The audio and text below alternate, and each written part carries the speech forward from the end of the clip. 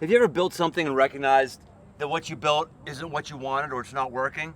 It's so deflating because what you gotta do is you gotta tear it down and start from scratch. I've worked in construction for a bunch of years. I built stuff on my house. I built stuff on my motorcycle, on my truck. Most recently, put a rack on the back of my truck and I realized I did something wrong. I had to undo it. This is the thing. Sometimes when you're building something, you have to take it down to get it right. This is a reality that's happening in people's faith.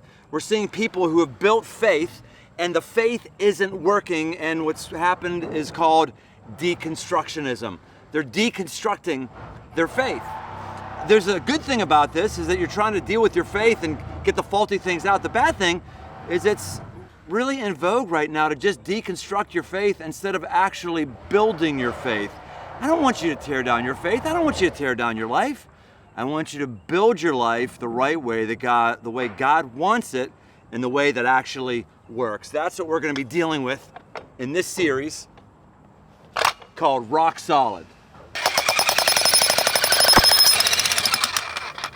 To build something rock solid, it's got to be inside of code. When code is really working well, it's not a system to frustrate contractors. It's a system that reflects the truth of reality. It reflects load bearing, how thick things need to be. It's a matter of science and math and physics all in one. That's the truth you need when you build something. Our culture is fixated on living your own truth. I'm fine to live the truth, but first we have to find the truth that is foundational and structural for building a great life and a great faith. What's the most important part of any house? The doors? Windows? Maybe the drapes or the landscaping? How about the roof? Nope. None of this stuff will make your house stand. We definitely need them. But when life hits, we need more. So, what is the most important part of any house? Spoiler alert, this is not about the house. We are all building something. The question is not what we are building, but what we're building on. Lots of our foundations are weak. If you're feeling tossed around, pressured from every side, and weathered out by the world around you, there's good news for us. Jesus says we can have a faith that stands up to the turmoil, tensions, and even the terrifying stuff of life. And Jesus doesn't just tell us what to do, he actually shows us the way to have a rock-solid faith that can hold together under the weight of life. Everyone is building their life on something. We want you to build your life on a rock-solid foundation. In a world where everything feels like it's constantly shaking, we can have a faith that stands firm under pressures and holds us together in the chaos of life. We can have a faith that is built to last. In 1949, Henry Rowan Gardner had closed-door meetings with Robert Fitzgerald Diggs. They met behind closed doors to discuss a booster tracing method that they'd use to trace citizens. What'd they know? What were they planning? Did you also know? None of that's true? Henry Rowan Gardner? That's the lead character from Rookie of the Year. Robert Fitzgerald Diggs? That's Rizzo from the Wu-Tang Clan. But why did so many of us want that to be true? And why did the other half of us want me to think it was true so that you could show me how wrong I am? Well, it's because the truth matters. I think we all want truth. The issue is we don't really know what it looks like. We don't know where to find it. And I see a tragedy happening to people today. I see good people breaking down, walking away from their faith, their families, their entire lives crumbling because what they held on to as truth, it got destroyed when pressure was put on it. Now, how do you know this won't happen to you? Well, I've got good news. You can experience truth, and you can have truth and build your life on it. But first, we've got to deal with some ginormous barriers that are standing in the way. In an era of conspiracy theories, alternative facts, truth claim power moves, and re-truthing, you can have a foundation of truth. Truth is important. It determines what lasts and what crumbles. This is why I don't buy into the there is no truth argument. Here's why. If truth doesn't exist, then it should have no opposite. So let me ask you a question. Is there such thing as lying? Well, if yes is your answer, then truth has to exist. And no one likes being lied to. If lying exists, then truth must exist, but there are some big things standing in the way. The first real big thing that stands in the way of us experiencing real truth is our need to be right. This is where we hold our facts and hold our beliefs and hold our bullet points so tight that we're just trying to win an argument at all costs. And for these folks, the truth really becomes a list of do's and don'ts absent from any kind of human experience. And let me just say, uncontextualized rules have no real value in life. But when we hold them so tight, when we hold these rules so tight, the search for truth just becomes another talking point in our grenade that we throw across the bow in culture wars and never really listen to any other sort of information, just spewing facts back and forth. And I was struggling to find the perfect example of this. And then I saw some of the comments on a few of our YouTube videos and bruh. Don't go check it out yet. Wait till I'm done and then explore however you want.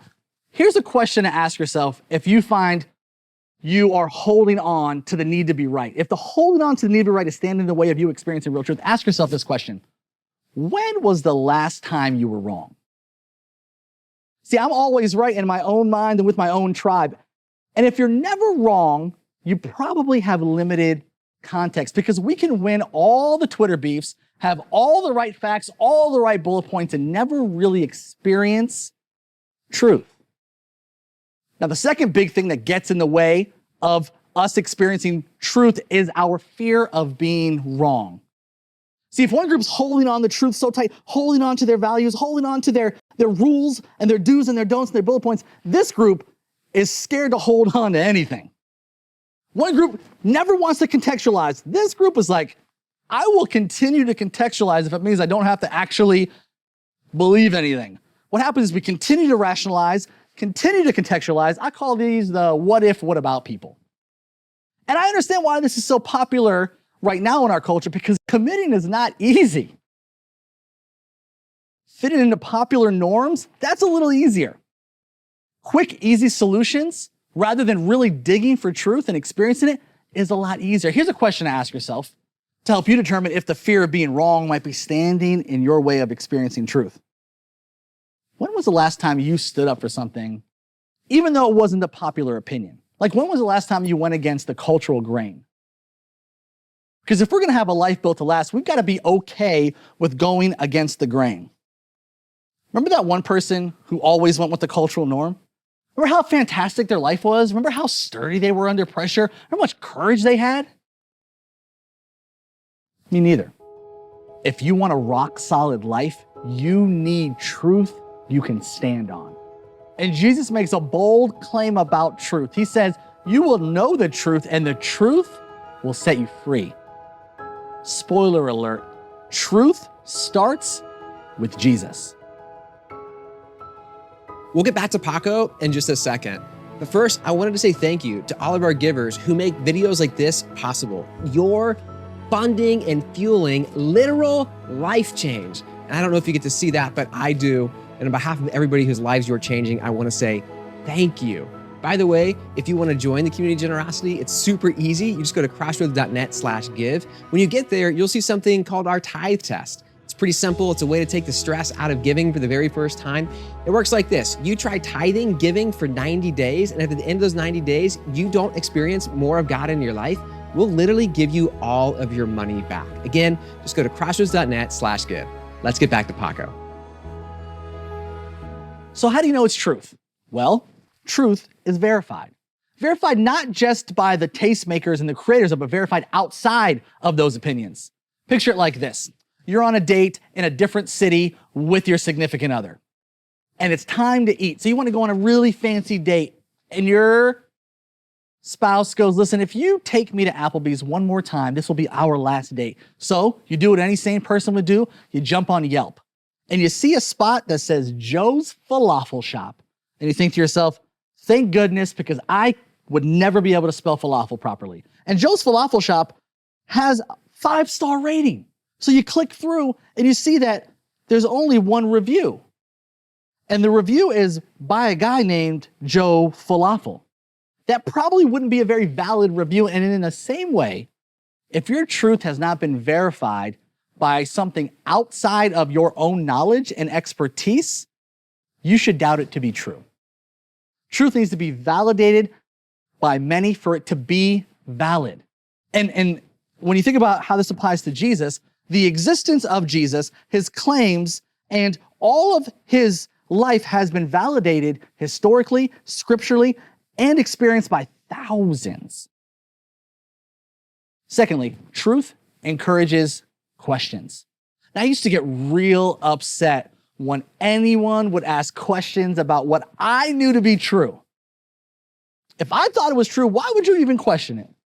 Well, I realized quickly that had nothing to do with the truth. That had everything to do with my own insecurities. See, truth is not threatened by questions. And if you're in a spot where the authority, the truth in your life doesn't invite questions, run. I don't care if it's a church, a friend group, or anything else. That is not a healthy environment. Truth is not intimidated by questions. And we see this play out in the life of Jesus over and over again. In the book of John, specifically from the Bible, Jesus is on his way to the cross. He's on his way to be tried in a court that was crooked and be strung up on a cross to die. And before he does that, there's this interaction he has with his closest followers called the Last Supper. And during the Last Supper, Jesus does this ceremonial foot washing to serve the people around him. And then he goes on and he says some really beautiful, powerful words that he's calling his shot, right? He's saying, this is about to happen. All of the stuff I've been saying to you is about to go down. And in the very middle of that, Thomas, one of his earliest followers, raises his hand and goes, I got a question. And in the middle of all of that, Jesus stops to address the question. Here's how it reads in John 14. Thomas said to him, Lord, we do not know where you're going. How can we know the way? Jesus said to him, I am the way and the truth and the life. No one comes to the Father except through me. Now, I want us to notice two things here. First, Jesus doesn't scold Thomas for raising his hand and asking the question. Jesus isn't like, Thomas, right now, in the middle of my incredible talk, in front of my friends, you're gonna stand up? What? No. Jesus stops and answers Thomas's question. And secondly, Jesus doesn't just claim to know the truth, he claims he is the truth. Jesus made these claims, and then he goes to the cross. And he fulfills these claims when he dies, he's buried, and 3 days later, he comes walking out of the grave. It's called resurrection. Which leads me to my next point. Truth cashes in on the claims. Truth claims can be evaluated depending on the outcome of the claim. Jesus claimed to be the truth, and he wasn't the only person making these claims in his day. There were other people who claimed to be the truth, who claimed to be all the things that Jesus claimed to be. And one thing they all have in common is they all died. The one thing that sets Jesus apart from all of those is Jesus rose from the grave. And his movement is the only movement that continues to expand to this day, continues to show people truth to this day, thousands of years later. And if that isn't true, then none of this matters. If Jesus doesn't get up out of the grave, none of this even matters. All of this is in vain. Lastly, and most importantly, truth runs toward doubt. You see, when Jesus comes out of the grave and he starts to show himself to his earliest followers, and he starts to say, see, it's true. All the things I said, it's true. I am the truth. I am the way. I am the life. I did defeat death. But what happens is some people still had some doubt. I know what it's like to have doubt. And in John chapter 20, we see this interaction with Jesus and Thomas again, where Thomas's doubts get addressed. John chapter 20, verse 26, 8 days later, his disciples were inside again, and Thomas was with them. Although the doors were locked, Jesus came and stood among them and said, "Peace be with you." Then he said to Thomas, "Put your finger here. See my hands. And put out your hand and place it in my side. Do not disbelieve, but believe." Thomas answered him, "My Lord and my God." Now, why is this a thing? Why is this important in the search for truth? Well, because just 8 days prior to this, Thomas was doubting heavy. This Jesus that he loved so much and that he built his whole life around had died. And all of the doubts that would come with that, where the thing that you built your life on is not there anymore, all of that started to whirlwind in Thomas's mind and in his life. And maybe you're in a spot where it feels like your life is a whirlwind and maybe you're doubting heavy. Well, Jesus does for Thomas what he wants to do for you as well. You see, Jesus tells Thomas, "Thomas, in your doubt, come here, let me show you. Let me show you what happened. I'm really Jesus. This is where the nail went in as they strung me up on the cross." He says, "Thomas, let me show you the piercing in my side from the spear that they hit me with when I was on that cross. You see, Thomas, this is true. What you believe is true, and your doubt is welcome here." And Jesus meets Thomas right in the middle of his doubt. You see, truth is more than just abstract rules, more than just experiences. Truth is Jesus. And if we go to him, he will give us himself, which is the way, the truth, and the life. This process is not easy. It's not easy to build a faith that lasts. It's not easy to build a rock solid foundation of truth. But let me tell you, it is so worth it. It's easier for me to hold tight to my talking points and Bible verses and witty comebacks. It's so easy for me to be like, nope, I'm not going anywhere near any of this. But when I put all of those things away and I meet Jesus, everything changes. When I ask Jesus to meet me where I am, in my doubt, with my disbelief, with my questions, with all the things I need verified, Jesus always meets me there. Those are the exact places where he walks alongside us and he's gentle with us. And I've seen this play out in my own life over and over again. You see, if you were to take a snapshot of me as a kid and show who I was, it would look way different. And if I were to take a snapshot of my life now and show myself as a kid, I'd be like, there's no way. There's no way. Because you know why? Because I thought my life would crumble and continue to crumble. And I often think the things that I love about my life, my marriage, my family, my calling, my faith, I often think that at some point they're going to crumble too. And I can easily think that that's true. And I could easily think that Jesus is upset with me and doesn't want to be near me because of my doubt. And then I end up in a cycle, in a whirlwind, and then things just start to crumble and crash all around me. The only way I can have hope for the truth is trusting that Jesus is who he says he is, that he is the way, he is the truth, and he is the life. And if I start there, the rest of my life starts to build out from that foundation. And when the chaos of life hits and the turmoil of life hits and frustrations happen, I can stand firm, knowing that anything else can crash around me. But my relationship with Jesus, my relationship with the truth, can stand firm. And all I have to do is trust in him. So what does this mean for you? Well, you will always find what you're looking for. If you're looking for a set of rules, you'll find it. If you're looking for a reason to bend the rules, you'll find it. But if you're looking for truth, it can be found in Jesus. And Jesus wants a relationship with you. He wants to give you this truth. He wants to give you the kind of truth that will set you free. All you got to do is ask him. And you don't have to have it all figured out before you ask him. You don't have to deal with all the verifying. You don't have to deal with all the questions. You don't have to deal with figuring out the claims mean what they mean. You don't have to worry about the doubt. Bring it all with you. He says, bring it all to me. I am the way, I am the truth, and I am the life. And he wants to give you that truth so you can build a faith that lasts.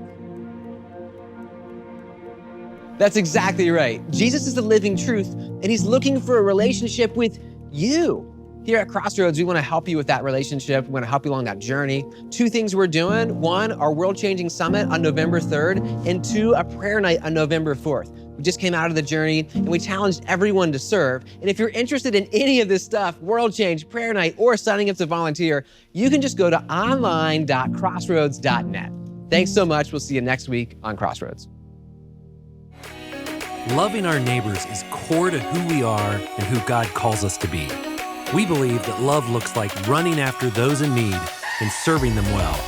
The harsh reality is that 1 in 7 of our neighbors faces hunger, and almost 1 in 3 live below the poverty line. Through Thanksgiving Food Drive and Christmas Gift Drive, we can change what Thanksgiving and Christmas look like for these families. Your generosity can make a tremendous impact. Join us as we serve love this holiday season.